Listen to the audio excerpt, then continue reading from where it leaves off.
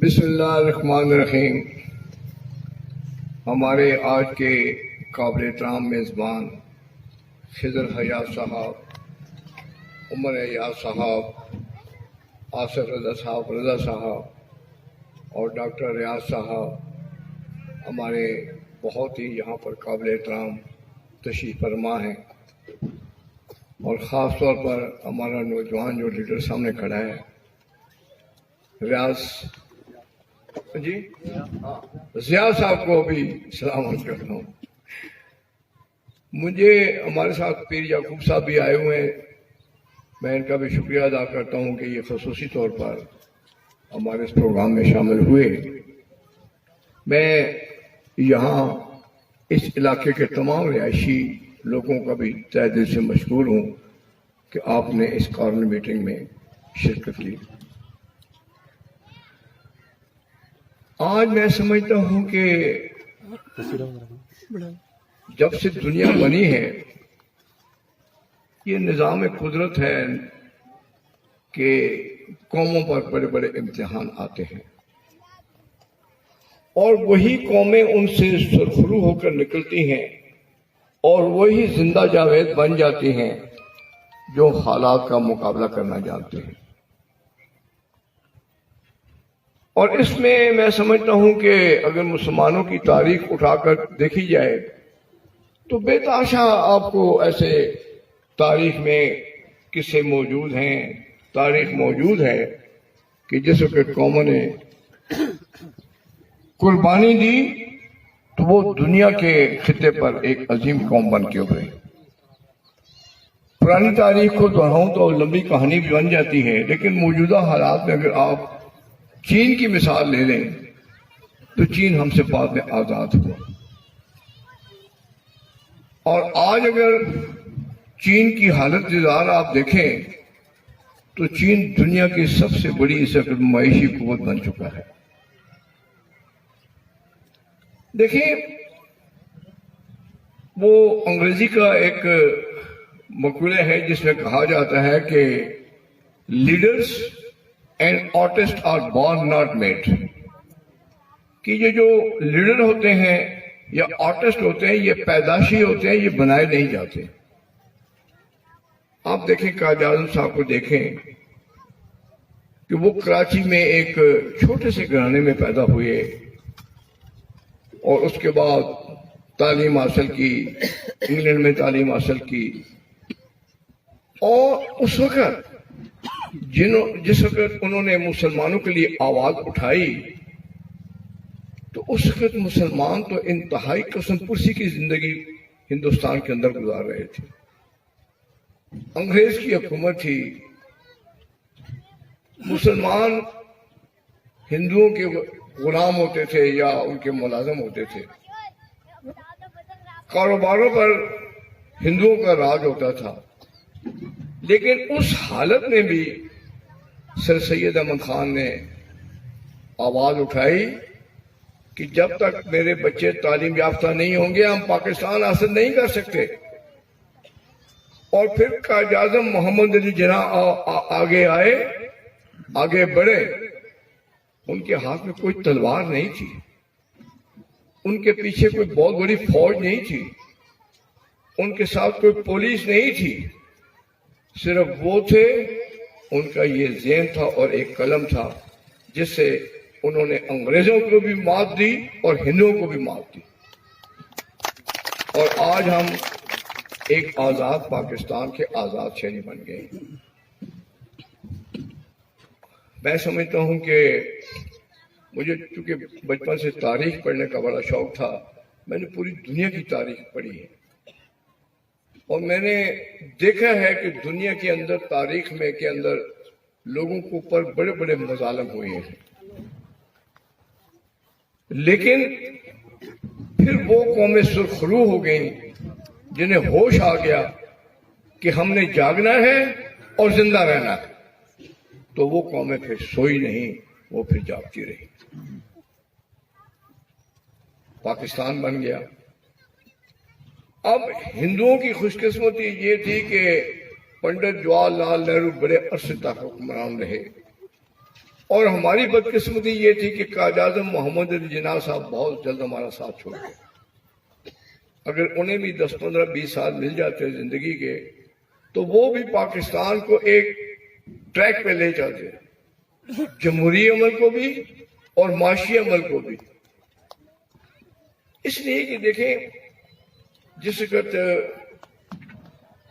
قائد اعظم صاحب پشاور اسلامی کالج پشاور میں تقریر کرنے کے لیے آئے تو انہوں نے ان جو اس وقت کے وہاں کے طالب علم تھے ان کو ایڈریس کرتے ہوئے کہا کہ دیکھو بیٹا، سب سے پہلے آپ نے ایک بہتر انسان بننا ہے اور اس کے بعد ایک بہتر مسلمان بننا ہے، کیونکہ آگے چل کر آپ ہی کے کندھوں پر اس ملک کا بوجھ اٹھانا ہے. ایک وہ لیڈر جس نے نوجوانوں کو ایک بہتر درس دیا، اور ایک آج کا لیڈر جو نوجوانوں کو بے روی پہ کے راستے پہ چلانے کی کوشش کر رہا. یہ بڑی بدقسمتی ہے آج کی. دیکھیں انسان فانی ہے. کل ہمارے آباء و اجداد تھے، آج ہم ہیں، کل ہم نہیں ہوں گے، ہمارے آگے اولادیں ہوں گی. یہ لیکن اس ملک میں تو رہنا ہے نا، اس ملک میں تو قائم رہنا ہے.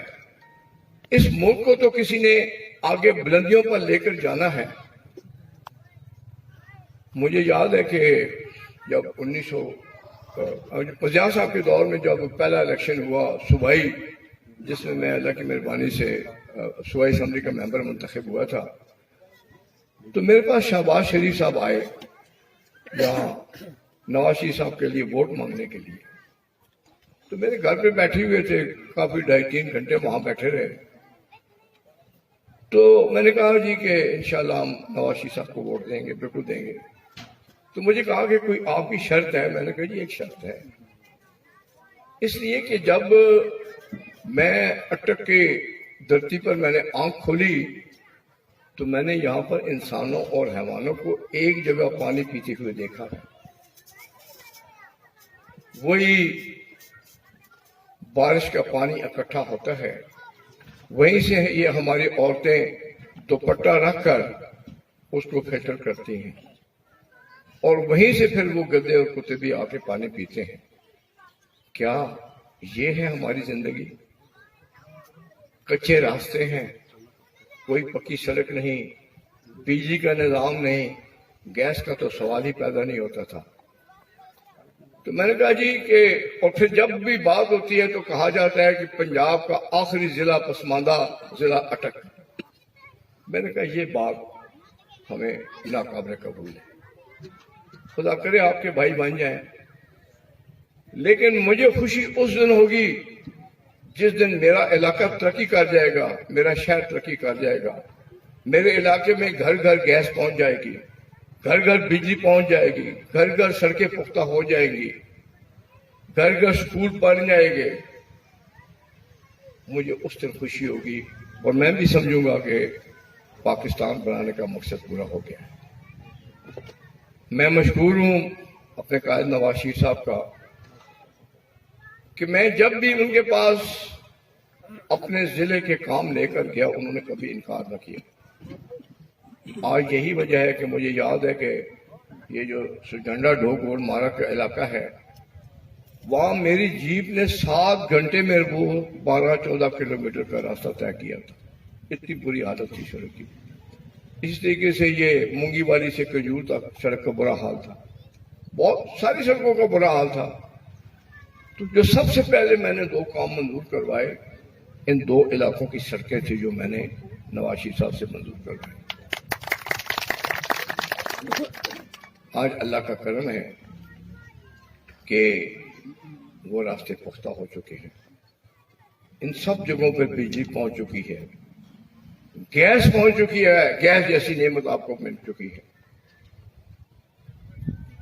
اب دیکھیں مجھے یاد ہے کہ میں جب دکھنیر پہلی دفعہ گیا تو بری حالت تھی، نہ سڑک، نہ سکول، نہ بجلی، نہ پانی. آج میں جاتا ہوں تو مجھے خوشی ہوتی ہے کہ جب میں وہاں دیکھتا ہوں کہ سکول موجود ہے. بلکہ پچھلے دنوں جب پچھلی گورنمنٹ میں خود اللہ کی مہربانی سے ایک فیڈرل منسٹر تھا تو ایک بچی میرے پاس آئی، اس نے درخواست لکھی ہوئی تھی، وہاں کسی سیکٹریٹ میں ایک پوسٹ آئی ہوئی تھی، تو اس کی جو تعلیم تھی وہ ایم فل تھی۔ تو اس بچی کی درخواست میں جب میں نے پڑھا کہ اس کی تعلیم ایم فل ہے اور نیچے گاؤں لکھا ہوا تھا دکھنیر، تو میں بڑا پریشان ہو گیا۔ میں نے اس بچی کو کہا کہ بیٹا آپ کون سی دکھنیر کی ہیں؟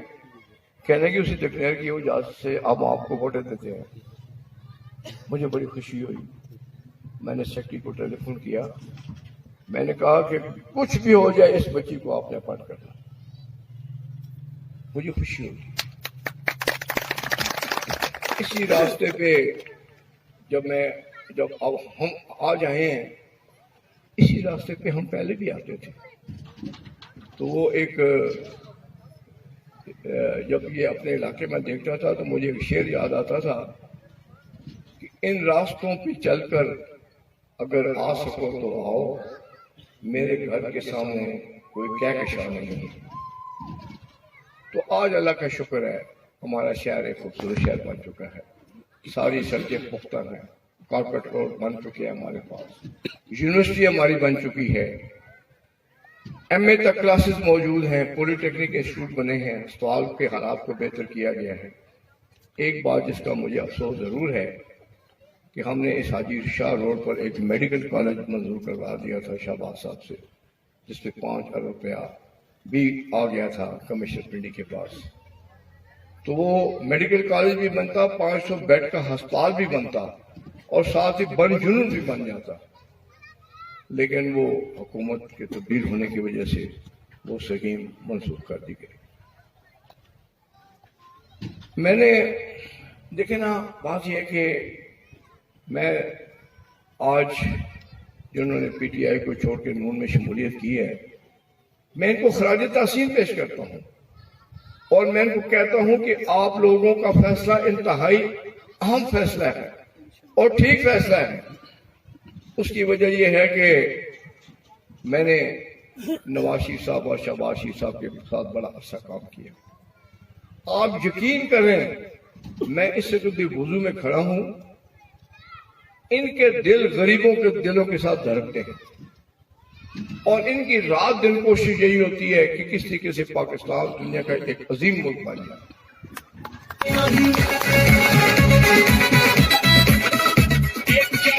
اور یہ ہماری بدقسمتی ہے۔ مجھے یاد ہے کہ جب موٹر وے کا منصوبہ نواز شریف صاحب نے بنایا، کابینہ کے سامنے رکھا گیا، تو کابینہ نے کہا کہ جی یہ تو بہت ضروری ہے، تو آرکیٹیکٹ بلائے گئے ڈیزائن کرنے کے لیے، جو اٹلی سے آئے، جرمنی سے آئے، پاکستان سے آئے۔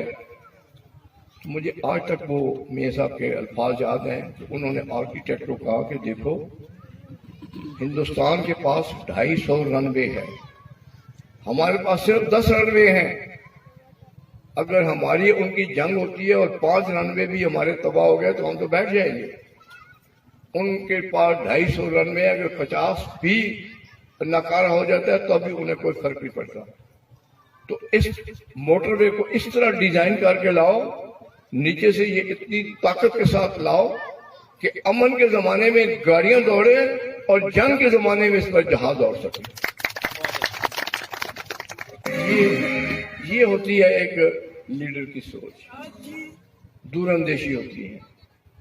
آج آپ دیکھیں کہ یہاں سے جب ہم نکلتے ہیں 14-15 کلومیٹر آگے جاتے ہیں، اگر ایبٹ آباد کی طرف جانا ہو تو 45 منٹ کا راستہ ہے، پشاور جانے ہو تو 40 منٹ کا راستہ ہے، اسلام آباد اور پنڈی جانا ہو تو 40 منٹ کا راستہ ہے۔ آپ ٹھنڈے دل سے خود سوچیں کہ آج اگر یہ موٹر وے ہمارے پاس نہ ہوتی تو یہاں سے پنڈی یا اسلام آباد ہم 4 گھنٹے میں بھی نہیں پہنچ سکتے تھے، جو ٹریفک کا شریف ہمارے سب کے دلوں کی دھڑکن نواز شریف۔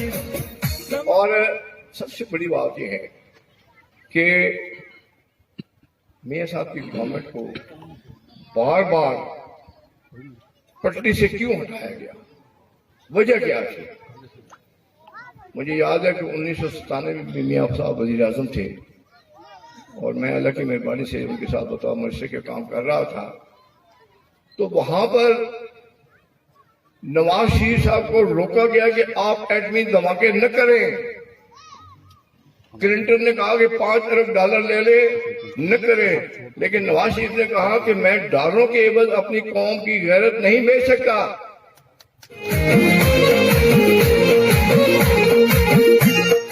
اٹک کا قلعہ تو منظور کر لیا، لیکن پاکستان کی قوم کی غیرت کا سودا نہیں کیا۔ مجھے یاد ہے کہ یہاں 1 سال 2 مہینے وہ اٹک قلعے میں رہے، میرے 6 گھنٹے وہاں روز گزرتے تھے ان کے ساتھ۔ ایک چھوٹی سی آپ خود ہی اندازہ لگا سکتے ہیں کہ اٹک قلعے کے کمرے کیسے ہوں گے، لیکن وہاں پر بھی میں نے انہیں کبھی پریشان نہیں پایا۔ ایک ہی بات کرتے ہوئے سنا کہ میری جان کا مجھے کوئی فکر نہیں، جان پانی جانی چیز ہے، خدا کرے کہ میرا ملک بن جائے۔ اور اب آپ دیکھیں کہ اس وقت جو ملکی حالات ہے، ملکی سیلاب کی جو حالت ہے، اور جس طرح شہباز شریف صاحب بطور وزیر اعظم گھر گھر جا کر امداد کر رہے ہیں، یا دوسری طرف ایک بندہ ہے جو کھڑا ہو کے کہہ رہا ہے کہ الیکشن کراؤ۔ او بابا، یہ الیکشن کا وقت ہے، یہ تو خدمت کا وقت ہے، الیکشن بھی ہو جائے گا، دور تو بات نہیں ہے، 10-11 مہینے کی بات ہے۔ تو کہنے کا مقصد ہے کہ میں آپ سے یہ گزارش کرتا ہوں کہ آج وقت کا تقاضا یہ ہے کہ ہمیں نعروں سے باہر نکلنا ہوگا، ہمیں عمل کی طرف چلنا ہوگا، اور عمل پہ چل کر ہم انشاءاللہ اپنی منزل مقصود تک پہنچ جائیں گے۔ ہمارے سب کے دلوں کی دھڑکن نواز شریف، تمام صوبوں کو لایا۔ کیونکہ منزل مقصود تک پہنچنے کے لیے یہ بہت ضروری ہے کہ ہم ایک ایسی طاقت بن جائیں پاکستان جس کی آزاد معیشت ہو، ہم اپنے فیصلوں میں خود مختار ہوں، ہمیں یہ ہاتھ ہمارا لینے والا نہ ہو بلکہ دینے والا بن جائے، اور وہ بن سکتا ہے کہ اگر قوم صحیح فیصلے کرے۔ دیکھیے، آپ نے قائد اعظم محمد علی جناح صاحب کے حق میں پرچی ڈالی تو آپ کو ملک مل گیا، اور جب پھر آپ نے پرچی کا غلط استعمال کیا تو پاکستان 2 ٹکڑے ہو گئے۔ آپ کی پرچی میں بڑی طاقت ہے۔ اب دیکھیں کہ پاکستان کے بہت سے منصوبے جو ہیں وہ اب تک مکمل ہو جاتے اگر نواز شریف صاحب کی حکومت کو دھکا نہ دیا۔ میں جب بھی جاتا ہوں میں کہتا ہوں یار میں اور کچھ نہیں سوال کرتا، مجھے یہ بتاؤ کہ نواز شریف کے 13 سے 18 تک پاکستان کیسا تھا، اور اس عمران خان کے 18 سے جو 21 یا 22 تک پاکستان کیسا ہے۔ ان سے پوچھے انہوں نے 5 سال میں کیا کیا، اس سے پوچھے 4 سال میں آپ نے کیا کیا۔ اس وقت مہنگائی کہاں تھی، آج مہنگائی، آج تو یہ جو فصل ہم کاٹ رہے ہیں یہ تو اس کی بوئی ہوئی ہے، اور ہمیں پتا تھا۔ آج سے 7-8 مہینے پہلے جب نواز شریف صاحب نے پارٹی کے لوگوں کو بلایا لاہور میں، ویڈیو کانفرنس میں انہوں نے کہا کہ پاکستان ڈوب رہا ہے، آگے بڑھو، تو سب نے کہا سر ہم تو آگے آ جاتے ہیں لیکن پاکستان میں مہنگائی کا طوفان آئے گا۔ انہوں نے کہا کوئی بات نہیں، طوفان سے نقصان ہمیں ہوگا نا، سیاسی جماعت کو ہوگا نا، پاکستان کو تو نہیں ہوگا، پاکستان تو بچ جائے گا۔ ہمیں اس وقت پاکستان کی بچانے کی بات کرنی چاہیے۔ اس لیے اور مجھے اس بات کی خوشی ہے کہ میرے پورے حلقے میں کوئی گاؤں، چند گاؤں کے علاوہ کوئی گاؤں ایسا نہیں رہا جہاں پر کہ آپ جائیں اور آپ کو گیس کا میٹر نظر آئے۔ حالانکہ گیس سب سے مہنگی اور نایاب چیز ہے، لیکن میں مشکور ہوں اپنے قائد نواز شریف صاحب کا کہ جنہوں نے مہربانی کی اور ہمیں گیس کے منصوبے دیے۔ انشاءاللہ یہاں بھی گیس کی بات کی گئی ہے. مجھے امید ہے کہ شہباز شریف صاحب کے دوروں میں ایل این جی کا بندوبست ہو جائے گا. ایل این جی کا جو ہی بندوبست ہوتا ہے گیس کو لگانے کا کام کھول دیا جائے گا اور انشاءاللہ آپ کو یہاں گیس پہنچا دی جائے گی.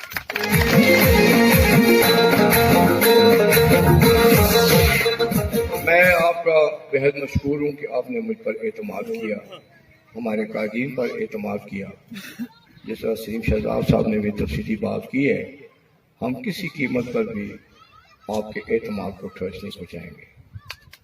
ہم نے وہ کام بھی کیے ہیں جو عام طور پر لوگ نہیں کرتے.